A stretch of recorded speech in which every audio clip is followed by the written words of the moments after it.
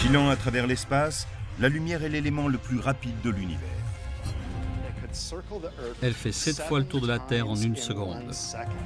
Elle nous parvient après avoir traversé de vastes étendues du cosmos dont elle nous révèle l'histoire. Nous pouvons ainsi remonter le temps. La lumière se déplace à la vitesse de 300 000 km par seconde. C'est une barrière infranchissable. Rien n'est plus rapide. Nous n'avons jamais été plus vite que la lumière. Mais est-ce définitif? Les vaisseaux spatiaux ne parviendront-ils pas à être encore plus rapides? Cela vaut-il la peine d'essayer? On ne peut pas abandonner l'idée. Ce serait une vraie défaite. On ne peut ni la toucher ni la sentir. C'est un élément abstrait d'une importance capitale. Elle est le mouvement logé au cœur même de toute existence, le pivot fondamental de l'univers. C'est la vitesse de la lumière.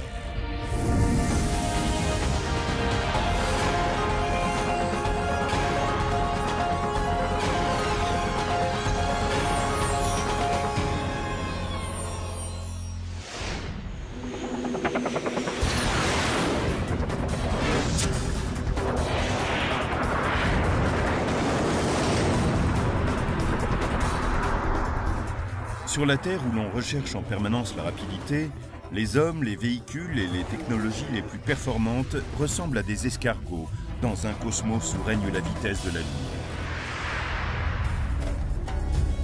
C'est la pierre angulaire sur laquelle est bâti l'univers. Il y a une expression célèbre en physique qui dit que la vitesse de la lumière n'est pas seulement une bonne idée, c'est une loi. La vitesse de la lumière fait partie des limites les plus importantes de l'univers. La lumière se déplace à 300 000 km par seconde. C'est tout simplement incroyable. Si elle décrivait un cercle autour de la Terre, elle pourrait en faire le tour 7 fois en 1 seconde. C'est hallucinant. Cette vitesse hallucinante est la première chose à laquelle on est confronté quand on aborde le phénomène de la lumière. C'est largement la sous-estimer que de parler simplement de sa rapidité.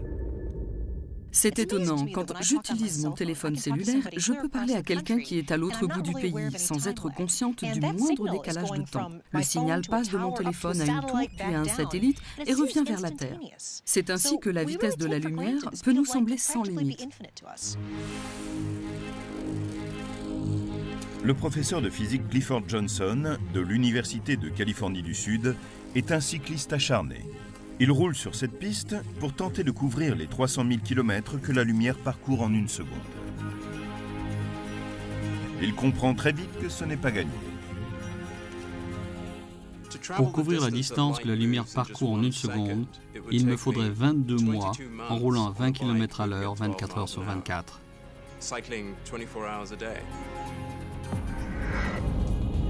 Mais c'est la vitesse de la lumière qui permet à notre monde de fonctionner comme nous y sommes habitués. Un des effets bénéfiques de cette grande rapidité de la lumière, c'est que ce que nous voyons est réellement ce que nous percevons. La vitesse de la lumière rend toute expérience quotidienne virtuellement instantanée. Quand une ampoule s'allume, on le voit immédiatement. Tout ce qui se passe autour de nous est enregistré sur le champ.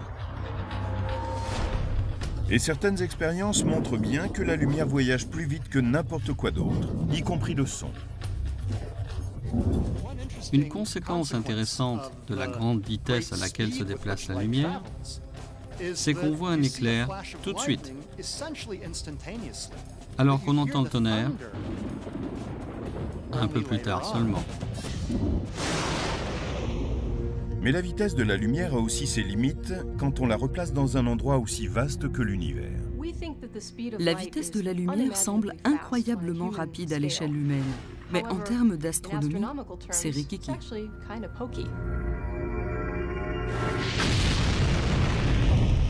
Quand le vaisseau Apollo a été lancé dans l'espace et qu'il filait à la vitesse incroyable de 40 000 km/h, la vitesse de la lumière parut faible quand on voulut parler aux astronautes qui étaient à 410 000 km de là, sur la surface lunaire.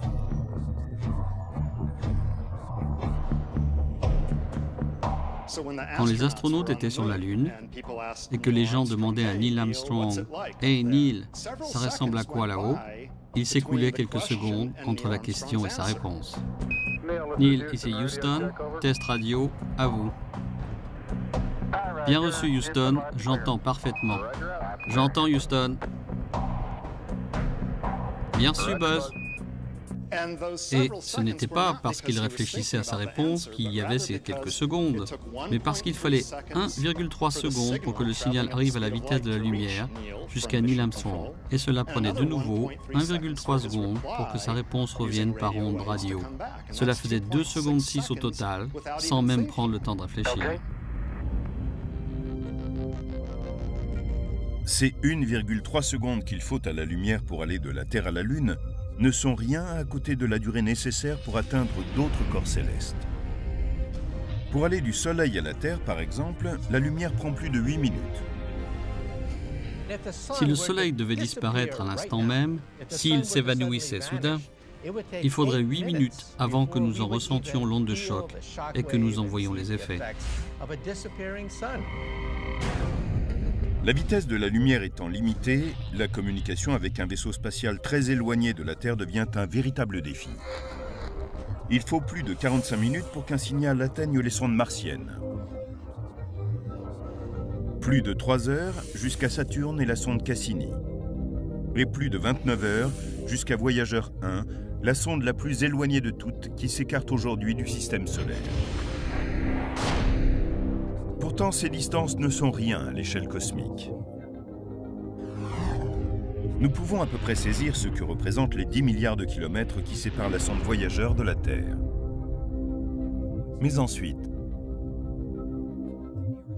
l'étoile la plus proche est une naine rouge appelée Proxima du Centaure qui se trouve à près de 40 millions de kilomètres. 40 plus 12 zéros. On me pose souvent la question suivante. En tant qu'astronome, comment appréhendez-vous ces énormes distances, ces nombres immenses? Et je réponds que je n'y arrive pas. Le cerveau humain est impuissant à envisager des chiffres de cette grandeur. J'ai essayé d'écrire le nombre de zéros qu'il faut pour écrire la distance en kilomètres de la Terre à la première galaxie pour voir à quel point ce chiffre était long. En tant qu'astronome, nous devrions passer toute la journée à écrire des zéros si nous n'avions pas fixé une unité plus pratique, l'année-lumière. Elle équivaut à peu près à 9600 milliards de kilomètres. C'est la distance que parcourt la lumière en une année. Utiliser l'expression année-lumière pour marquer des distances ouvre une autre perspective sur la vitesse de la lumière. Sirius, l'étoile la plus lumineuse, est à 8,6 années-lumière de la Terre. Ce qui veut dire que nous ne la voyons pas telle qu'elle est aujourd'hui, mais comme elle était il y a 8,6 ans.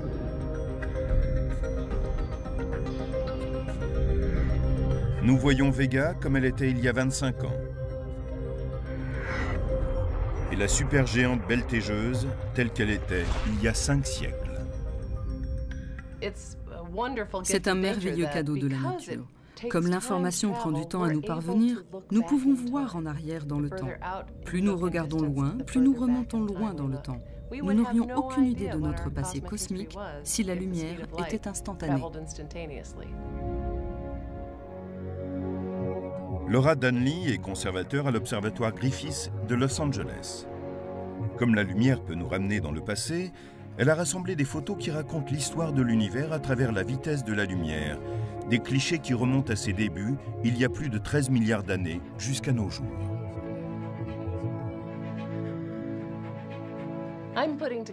Je rassemble un album qui retrace l'histoire de notre famille de galaxies.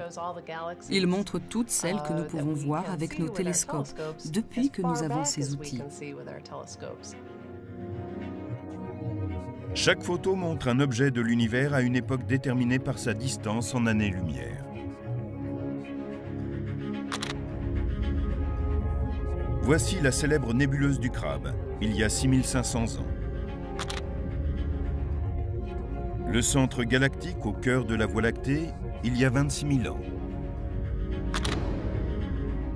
Et la galaxie d'Andromède, notre voisine, il y a 2 500 000 ans. Mais c'est pratiquement hier à l'échelle cosmique. J'adore cet amas d'étoiles. Dans 90% des cas environ, l'album est rempli de galaxies communes, mais étonnamment différentes. Ces deux-là sont entrés en collision. Comme vous le voyez, l'une semble carrément traverser l'autre. Les galaxies évoluent et entrent en interaction de manière souvent dramatique. Celle-ci doit être à environ 500 millions d'années-lumière de la Terre. Tandis que Laura Denley place chaque image dans cet album, d'autres photos commencent à apparaître. Des galaxies adultes ont évolué, donnant naissance à des objets très variés au cours des 12 milliards d'années précédentes. Mais certaines photos d'enfance du cosmos montrent aussi des galaxies alors que l'univers n'en était qu'à ses premiers pas. Ces galaxies sont très intéressantes. Elles se situent à 11 milliards d'années-lumière de la Terre. Très compactes, elles ont un âge analogue à celui d'un enfant d'environ 2 ans et demi, quand il commence à savoir vraiment marcher. Mais ces galaxies ont des frères et sœurs plus jeunes. Cette magnifique photo présente une lentille gravitationnelle, un amas de galaxies situé à 2,2 milliards d'années-lumière. Elle courbe la lumière et nous permet de mieux voir dans l'espace et le temps. Cette lentille révèle une minuscule tache qui est l'une des premières galaxies que l'on puisse voir telle qu'elle était il y a 13 milliards d'années, un nouveau-né dans un univers en pleine évolution.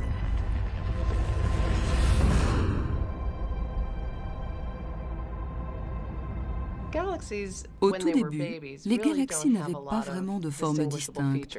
C'étaient des sortes de grosses gouttes, sans beaucoup de structure. Au début, l'univers était un peu comme une goutte d'eau. Ce que nous voyons de cette époque, ce sont les premiers instants de son histoire qui ne nous parviennent qu'aujourd'hui, 13,7 milliards d'années après leur naissance.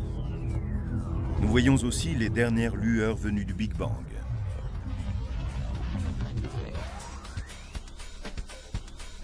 Elles sont connues sous le nom de CMB ou écho micro-ondes du Big Bang. Le CMB est le phénomène le plus éloigné que nous puissions observer, un peu comme la photo d'un enfant pendant l'accouchement. La photo du ciel dévoile une lueur uniforme, c'est-à-dire l'univers tel qu'il était juste après sa naissance.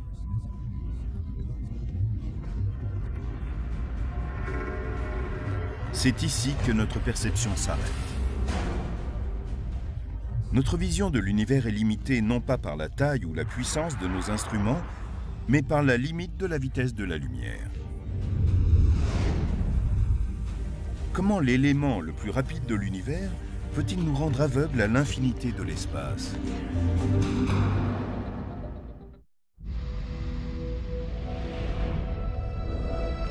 Sachant que la vitesse de la lumière est de 9600 milliards de kilomètres par an, nous avons cette unité, l'année-lumière, qui nous permet de parler de façon plus pratique des distances considérables que l'on rencontre dans l'univers. Il est également important de comprendre que l'année-lumière est une constante, 9600 milliards de kilomètres par an. La vitesse de la lumière est constante. L'univers change tout le temps et on ne la voit jamais aller à un autre rythme. La vitesse de la lumière est donc le maître étalon de tout l'univers. En fait, la vitesse constante de la lumière est un outil formidable pour mesurer la distance dans l'espace infini. Cet outil est appelé le décalage vers le rouge. Le phénomène se produit quand la lumière se déplace à une vitesse fixe entre les galaxies. Quand l'espace entre celles-ci s'allonge, la lumière qui se déplace entre elles s'étire et devient rouge. Quand la lumière court d'une galaxie à l'autre, d'une galaxie lointaine jusqu'à la Terre par exemple, elle est étirée en même temps que l'espace s'étend. Et par là même, une longueur d'onde courte de couleur bleue devient graduellement une longueur d'onde longue de couleur plus rouge. C'est là l'origine du décalage au rouge que l'on voit dans le spectre des galaxies. Comment le décalage au rouge permet-il de mesurer une distance? Grâce à une découverte stupéfiante faite en 1926 à l'observatoire du mont Wilson, près de Los Angeles. C'est toujours émouvant pour moi de me retrouver ici, sur le mont Wilson. C'est à cet endroit précis que notre vision de l'univers a entièrement changé. C'est ici qu'Edwin Hubble a découvert que l'univers était en expansion. Personne ne s'en doutait, et cela a tout changé. Observant partout des décalages au rouge, Hubble découvrit que toutes les galaxies s'éloignaient les unes des autres, ce qui est provoqué par l'expansion de l'espace lui-même, comme nous le savons maintenant. De la Terre, on ne voit pas la galaxie s'éloigner, et c'est pourtant le cas, parce que sa lumière est décalée vers le rouge. Une galaxie qui s'éloigne lentement subit un léger décalage au rouge. Une galaxie plus rapide a un décalage au rouge plus important. Mais Hubble a découvert aussi que ces galaxies plus rapides étaient plus éloignées. Cela signifie que plus le décalage au rouge est important, plus la galaxie est éloignée. En effectuant des calculs mathématiques après avoir vu la vitesse d'expansion de l'espace, les cosmologistes ont pu estimer l'âge de l'univers.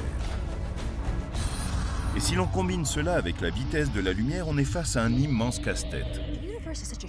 L'univers est un endroit si vaste que la vitesse de déplacement de la lumière est très importante.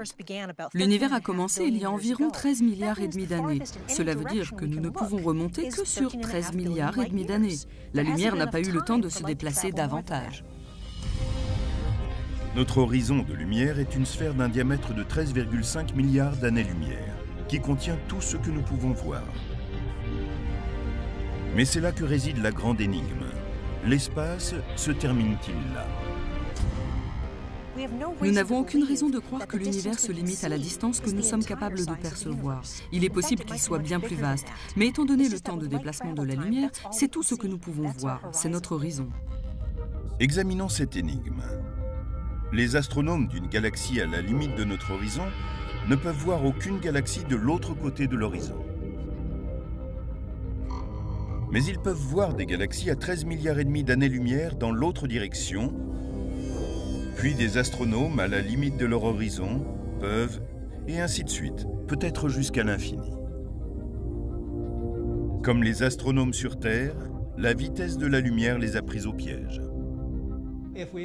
Si nous nous demandons ce qui se passe au-delà de notre horizon de lumière, nous butons sur le fait que la vitesse de la lumière est vraiment une barrière.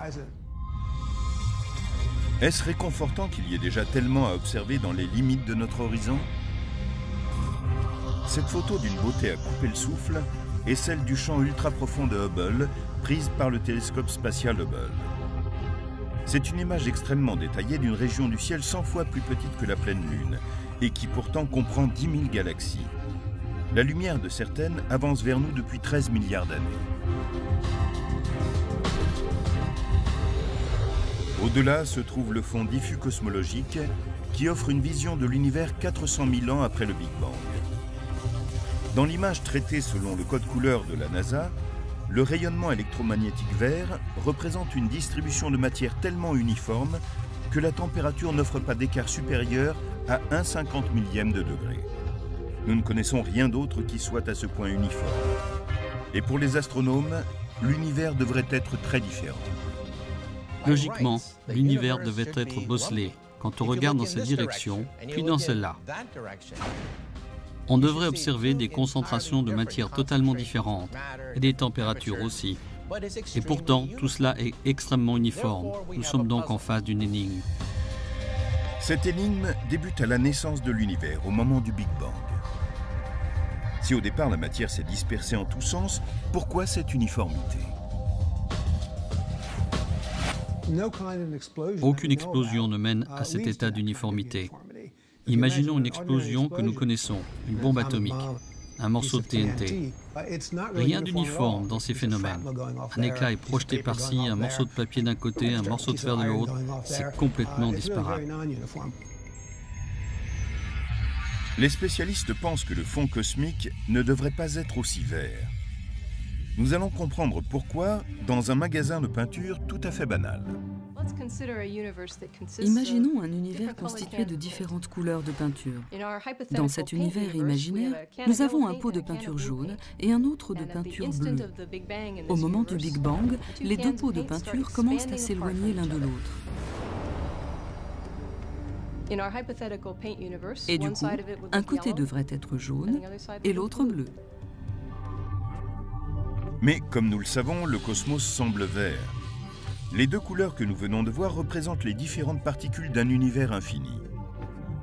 Pour obtenir un vert uniforme, comme dans le fond cosmique, elles doivent se toucher.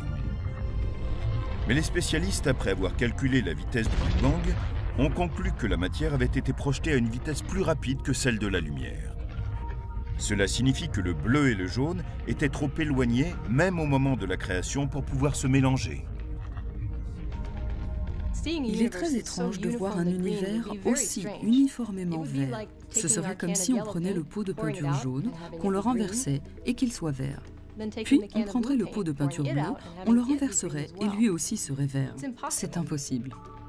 Ce problème peut être résolu par une théorie sur laquelle j'ai travaillé et que l'on appelle inflation. Cela correspond à une distorsion du Big Bang. L'inflation est une version aujourd'hui largement admise, selon laquelle le Big Bang serait indépendant des limites imposées par la vitesse de la lumière. Il est possible aussi que notre univers de peinture se soit expansé seulement jusqu'à ce point, dans un premier temps.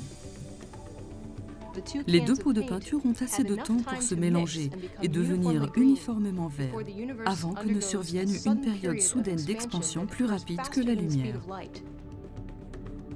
Et celle-ci aurait répandu de la peinture verte dans tout l'univers. Si cette théorie est exacte, la période d'inflation correspond vraiment au Big Bang que nous observons. L'autre explosion qui s'est produite n'est qu'un petit Big Bang, qui n'est que le précurseur du vrai Big Bang. Aujourd'hui encore, l'univers est dans une phase d'expansion très rapide. Les galaxies s'éloignent les unes des autres à un rythme tel qu'elles semblent dépasser la vitesse de la lumière. L'expansion de l'espace plus rapide que la lumière pose maintenant une autre limite à ce que nous observons de la Terre, car les galaxies continuent à filer loin de nous. Les galaxies relativement proches, celles que l'on voit facilement, se déplacent assez vite, et les plus éloignées se déplacent encore plus vite. Mais celles qui sont vraiment loin se déplacent plus vite que la lumière. Et puis, il y a des galaxies que l'on ne verra jamais, car elles sont tellement éloignées que leur lumière ne nous atteint jamais, puisque l'espace s'étend plus vite que la vitesse de la lumière. L'espace est l'exception à la règle. Il peut s'étendre plus vite que la lumière. Mais à l'intérieur, tout reste relié, selon les lois d'Albert Einstein et sa théorie de la relativité. Albert Einstein est comme le flic du coin. Vous ne pouvez pas franchir la barrière de la lumière. Nous autres physiciens, nous pouvons accélérer les particules jusqu'à 99,99% de la vitesse de la lumière, mais nous ne l'avons jamais dépassée. Nous n'avons pas besoin de briser cette limite pour expérimenter les capacités étranges de la vitesse de la lumière. Si l'univers se courbe et s'étire autour d'elle, que se passe-t-il quand nous accélérons et commençons à nous en rapprocher?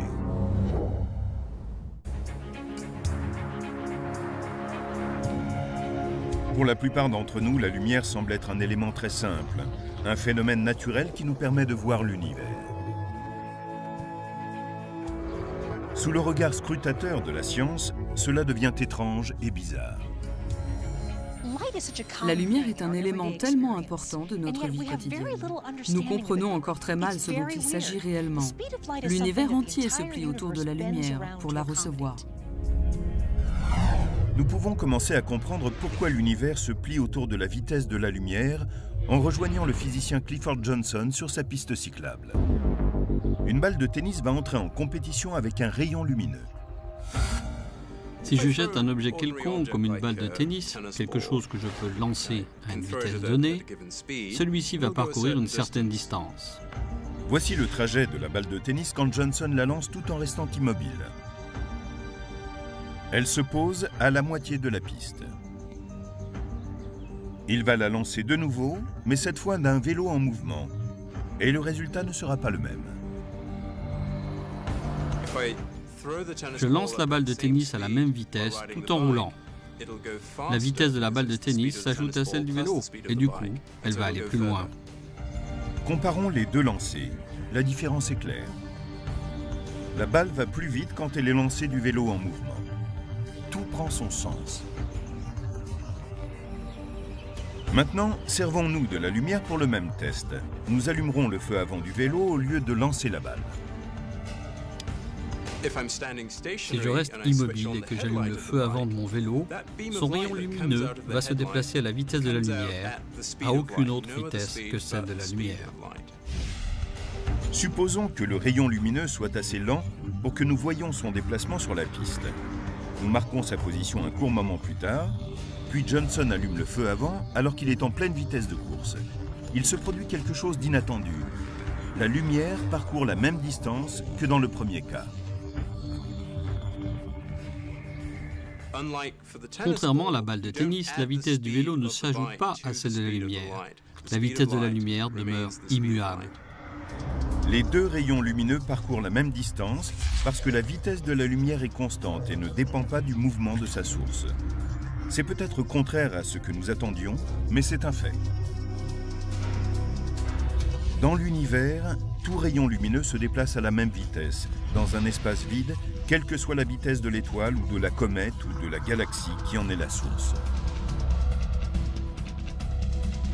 Après cette découverte de savants de la fin du 19e siècle, Albert Einstein effectua des calculs et développa sa théorie de la relativité, qui a pour centre la vitesse constante de la lumière.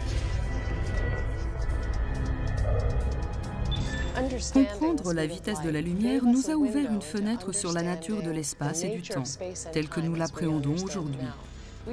Nous ne vivons pas dans un monde rigide, où une cloche sonne à intervalles réguliers. Nous vivons dans le monde d'Einstein, qui est flexible, qui s'étire, un monde où tout est relatif, l'espace et le temps. Au quotidien, l'univers ne nous semble pas en train de s'étirer parce que par rapport à la vitesse de la lumière, nous nous déplaçons très lentement. Mais quand nous accélérons, les choses commencent à changer. Quand on se rapproche de la vitesse de la lumière, toutes sortes de distorsions étranges et magnifiques se produisent. Nous disons que l'univers se tord en quelque sorte, si bien que la vitesse de la lumière est toujours constante. Mais il est étonnant de voir à quel point c'est vrai. Quand on se rapproche de la vitesse de la lumière, le temps paraît ralentir pour l'observateur. C'est comme si on se voyait défiler. C'est stupéfiant. Quand Clifford Johnson roule sur la piste, il aurait besoin d'aller 56 millions de fois plus vite que ses 20 km/h pour se rapprocher de la vitesse de la lumière. Mais admettons que cela lui soit possible. Imaginez que je roule sur mon vélo à une vitesse proche de celle de la lumière. Imaginons juste que cela soit possible. Un monde tourne lentement par rapport au cadreur qui me filme. Si je continue pendant un certain temps, je vais vieillir beaucoup plus lentement que le cadreur qui est fixe. Si bien que quand je reviendrai de ce périple et que je lui parlerai, il sera plus vieux que quand je l'aurai quitté. Cela ressemble plus à de la magie qu'à de la science. Mais beaucoup d'entre nous en font l'expérience chaque jour. Voici un exemple de la théorie de la relativité d'Einstein, c'est-à-dire le fait qu'une horloge qui se déplace avec vous tourne plus lentement qu'une horloge restée fixe. Le système GPS. Le GPS nous permet de conduire un véhicule sans se perdre. Tournez à droite. Tout commence avec un réseau de 24 satellites qui tournent autour de la Terre à 33 000 km au-dessus d'elle. À tout moment, le système GPS reçoit des ondes électromagnétiques qui se propagent à la vitesse de la lumière d'au moins 4 satellites et calcule la distance qui les sépare de votre véhicule ou d'un endroit précis au sol. À 50 mètres, tournez à droite. Tout cela dépend d'horloges très précises. Et quand les ingénieurs ont conçu le système, ils savaient que les satellites tourneraient en orbite à près de 12 000 km/h. Cette vitesse est suffisante pour ralentir leurs horloges d'une minuscule fraction de seconde. Les ingénieurs ont calculé toutes les différences de temps, ce qui donne au système sa précision impressionnante. Si les horloges des satellites ne fonctionnent pas à la même vitesse que celle de la Terre et que vous ne preniez pas cet élément en compte, la position de votre véhicule sera fausse. À 100 mètres sur votre gauche, vous serez arrivé à destination. Lorsqu'on se déplace à une vitesse proche de celle de la lumière, la distorsion du temps n'est qu'un des étranges phénomènes observables. Sur la piste cyclable, Clifford Johnson tente encore d'aller plus loin, tandis que l'espace commence à faire des choses étranges avec lui et son vélo. Imaginons que je sois sur mon vélo, en train d'approcher la vitesse de la lumière. Un observateur verrait par exemple que la longueur de mon vélo, dans la même direction que mon mouvement, est en train de diminuer. En fait, le vélo devient plus court. C'est ce qu'on appelle la contraction des longueurs. Elle est vue par un observateur immobile quand il regarde quelqu'un se déplacer à une vitesse proche de celle de la lumière. Mais le professeur Johnson a la chance d'être témoin des effets bizarres de la vitesse de la lumière. Tandis que sa vitesse se rapproche de celle de la lumière, sa vision du monde change complètement. Ce que je vois quand je me déplace à une vitesse proche de celle de la lumière, c'est que les formes devant moi se distortent par rapport à celles qui sont au quotidien. Tout est tordu dans une sorte de tunnel et les couleurs se distortent aussi de différentes manières. Le changement de couleur vient de l'effet Doppler et les déformations viennent d'un phénomène connu sous le nom d'aberration. Cette distorsion est quelque chose de similaire à ce que vous verriez si vous étiez en train de conduire sous une pluie diluvienne. Immobile, vous ne verriez que la pluie tombant tout droit si vous regardiez dehors par la fenêtre, alors que si vous vous déplaciez dans la tempête, vous verriez la pluie apparaître inclinée vers vous à la suite de votre mouvement. C'est ce que vous obtenez quand vous vous déplacez à une vitesse proche de celle de la lumière vers des objets qui sont devant vous. Il n'est pas nécessaire de voyager à une vitesse proche de celle de la lumière pour expérimenter les distorsions provoquées par un mouvement à travers le temps et l'espace. Nous les observons à chaque minute de la journée. Des distorsions produites par la barrière de la vitesse de la lumière se produisent tous les jours dans notre vie. Mais les effets en sont si infimes que nous ne pouvons les percevoir. Dans un monde qui se meut lentement, la vitesse de la lumière provoque d'autres phénomènes étranges que nous percevons parfaitement. La vitesse de la lumière peut être une constante, mais seulement dans le vide spatial. Quand la lumière se déplace à travers des éléments comme le verre ou des fluides, elle ralentit sensiblement. Si ce n'était pas le cas, les télescopes et notre sens de la vision seraient impossibles. Mais que se passerait-il si la lumière ralentissait encore davantage, si sa vitesse devenait nulle ?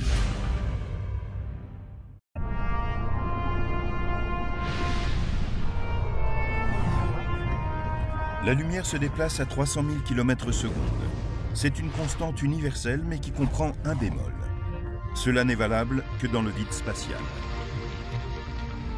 La lumière change de vitesse selon le milieu où elle se déplace. Par exemple, elle est plus lente à travers l'eau. C'est pour cette raison que l'on peut observer sa réfraction, sa déviation et ses ondes quand on est sous l'eau. La vie, telle que nous la connaissons, serait très différente si la lumière ne se propageait pas à des vitesses différentes selon les matériaux. Par exemple, nous ne pourrions pas voir car nos yeux ne fonctionneraient pas de la même manière. Dans un univers où la lumière se déplacerait à la même vitesse, quel que soit le matériau traversé, nous saurions peu de choses sur le monde qui nous entoure. Nous ne verrions que de vagues taches obscures ou lumineuses. En effet, nos yeux contiennent des lentilles qui font le point sur les images qui s'offrent à nous et les projettent sur nos rétines, tout comme les lentilles prothétiques qui ralentissent la lumière lorsqu'elles les traversent. Mais pourquoi ? Parce que la lumière est absorbée par les atomes du verre et renvoyée ensuite. Il y a donc un laps de temps intermédiaire. La lumière frappe un atome qui vibre et la renvoie. Il y a donc un facteur de délai. C'est ce facteur qui provoque aussi la courbure de la lumière lorsqu'elle frappe le verre en forme de lentille. Elle peut ainsi être concentrée, collectée et magnifiée. Pour les astronomes qui étudient l'univers, rien n'est plus important. Heureusement que la lumière ralentit en traversant le verre, car c'est grâce à cela que nous avons des télescopes. S'ils sont là, c'est parce que comme la lumière décrit une courbure en traversant le verre, nous pouvons concentrer de grandes quantités de lumière en un seul point. Et c'est cela qui nous permet de voir les merveilles de l'univers. À travers les lentilles et les télescopes, la lumière se déplace à une vitesse d'environ 200 000 km/s. Cela correspond aux 2/3 de sa vitesse dans le vide spatial. Mais certains spécialistes cherchent à utiliser la lumière à des vitesses encore plus faibles.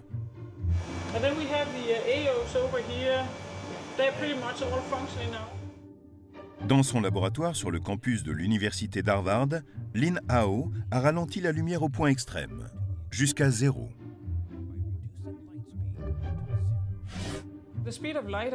Bien sûr, la lumière est incroyablement rapide. Rien ne va plus vite que ces 300 000 km par seconde. Nous pensons que c'est une vitesse exceptionnelle et qu'il faut essayer d'en faire quelque chose. Lin Hao et son équipe travaillent dans un laboratoire rempli de lasers, de miroirs, de prismes et d'autres outils étranges. Ils exercent ici une branche de la physique où peu de spécialistes se sont aventurés. Si nous arrivons à transformer aussi radicalement la vitesse de la lumière, par exemple en la ramenant à la vitesse d'un vélo, nous pourrons ensuite commencer à tester des zones de l'univers où personne n'est encore jamais allé. Dans le labo de Lin Hao, on ralentit la vitesse de la lumière en dirigeant des lasers sur 2 nuages microscopiques de gaz de sodium, refroidis à quelques milliards de degrés en dessous du zéro absolu. Un laser de contrôle frappe les 2 nuages et les prépare à l'action. Puis une brève décharge de lumière est tirée vers le premier nuage. Elle est bloquée par le gaz et ralentie jusqu'à atteindre une vitesse de quelques kilomètres par heure. La décharge de lumière mesure 1 km de long dans l'espace libre. Elle se comprime comme un accordéon en entrant dans le nuage d'atomes et finit par mesurer seulement 0,02 mm. C'est moins que la moitié de l'épaisseur d'un cheveu. C'est tellement petit qu'elle va finir par se fondre totalement dans le nuage. Lin Hao dit que l'empreinte atomique de la lumière dans le nuage de sodium est une copie parfaite, noyée dans les atomes, de l'impulsion originelle de lumière. Elle peut ensuite être arrêtée dans l'espace libre entre 2 nuages avant de repartir. Quand elle entre dans le second nuage, un autre tir du laser de contrôle la redéploie à sa taille, forme et vitesse originale de 300 000 km par seconde. Cette manipulation est comparable à la téléportation de la science-fiction, capable d'envoyer individus et objets dans l'espace. Dans ces expériences, nous arrêtons l'impulsion lumineuse dans une partie de l'espace, nous lui redonnons vie ailleurs et la replaçons sur son chemin initial. Depuis que la lumière peut transporter une information, cette technologie futuriste ouvre la voie à des ordinateurs qui seraient basés sur la lumière et pourraient se passer de puces et de câbles. L'information serait lue directement à partir de la lumière, plus rapidement, de façon plus compacte et plus sûre qu'avec les outils dont nous disposons aujourd'hui. Mais le plus grand rêve des spécialistes se trouve à l'autre bout du spectre. Face à la vitesse de la lumière, nous sommes toujours comme devant un mur infranchissable. Einstein a dit que nous ne pourrions jamais dépasser cette limite. Mais l'histoire est pleine de choses impossibles qui sont devenues réalité. Serons-nous capables de rejoindre les étoiles dans des vaisseaux plus rapides que la lumière? Et dans ce cas, quand?